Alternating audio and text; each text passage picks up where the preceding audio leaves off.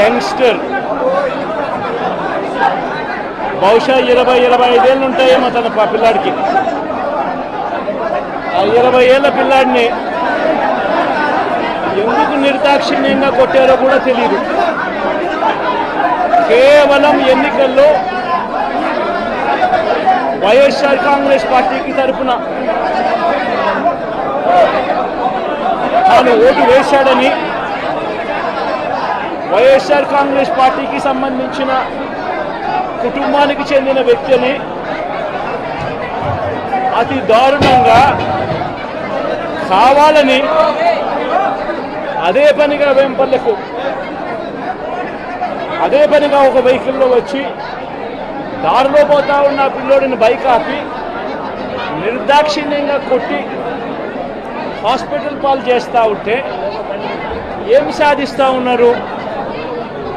ఇంతవరకు పులివెందుల్లో ఎప్పుడు ఇలాంటి సాంప్రదాయం లేదు.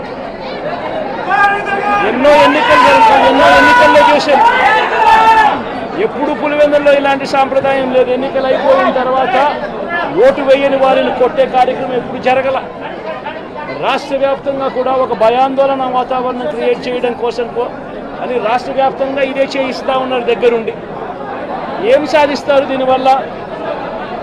మీరు వేసే ఈ బీజం చేసే ఈ చెడు సాంప్రదాయం రేపొద్దున మళ్ళీ తెలుగుదేశం పార్టీ కార్యకర్తలకి చుట్టుకుంటుంది. చంద్రబాబు నాయుడు అనుకుంటా ఉన్నాడు తానేదో ఈ మాదిరిగా చేసి భయాందోళన క్రియేట్ చేసి వైఎస్ఆర్ కాంగ్రెస్ పార్టీకి ఓటు వేసిన వాళ్ళని కొట్టడం వల్ల ఒక తెలియని ఆనందం తనలో ఏదో పొందాలని చెప్పి అనుకుంటా ఉన్నాడు. కానీ నేను చంద్రబాబు నాయుడు గారికి మరొక్కసారి కూడా చెప్తా ఉన్నా, ఒక చెడు సాంప్రదాయానికి నాంది పలుకుతా ఉన్నారు. దయచేసి ఆపండి. ఆపకపోతే మాత్రం ఎల్లకాలం మీరే అధికారంలో ఉండరు. అధికారం మారిన రోజున ప్రజలు చంద్రబాబు నాయుడు గారు చేస్తూ ఉన్న ఈ అన్యాయాలను చూసి శిశుపాలని పాపాలు పండినట్టుగా ఆ పాపాలు చాలా వేగంగా పండుతూ ఉన్నాయి. అధికారం మారిన రోజున తాను చేస్తూ ఉన్న ఈ చెడు సాంప్రదాయం తనకే చుట్టుకుంటుంది. ఈరోజు దెబ్బలు తగిలినా దెబ్బలు తిన్నా ప్రతి ఒక్కరూ కూడా రేపొద్దున ఇదే మళ్ళీ అటువైపున చేసేదానికి మీరంతటి మీరే బీజం వేస్తూ ఉన్నారు.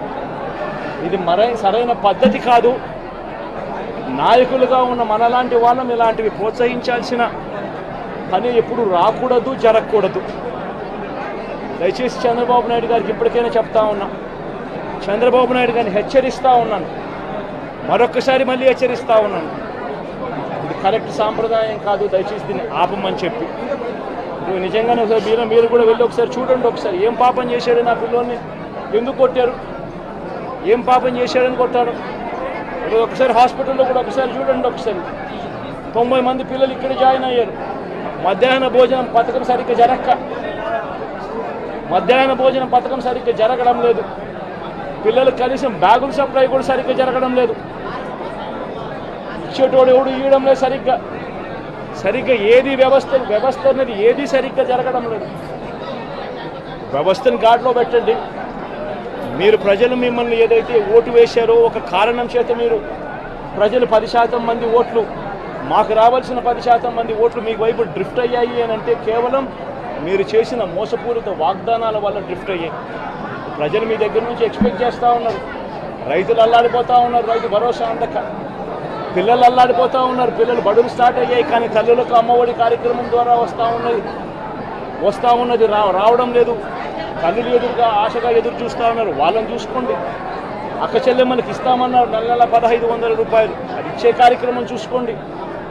ఇంటింటికి ఉద్యోగం అన్నారు, ఉద్యోగం ఇవ్వకపోతే 3000 రూపాయలు ప్రతి ఇంటికి నిరుద్యోగ వృత్తి అన్నారు. ఆ పిల్లలందరూ ఎదురు చూస్తూ ఉన్నారు, మీరు ఎప్పుడెప్పుడు ఇస్తారు 3000 రూపాయలు నిరుద్యోగ వృత్తి అని, అది చూసుకోండి. ఇటువంటి ఏవి కూడా మంచి కార్యక్రమాలు ఏవి కూడా చేయకుండా రాష్ట్ర వ్యాప్తంగా భయాందోళన మాత్రమే క్రియేట్ చేసే దుర్బుద్ధిని చేసే దుశ్చర్యను ఆపండి అని మరొకసారి హెచ్చరిస్తూ చెప్తా ఉన్నాం.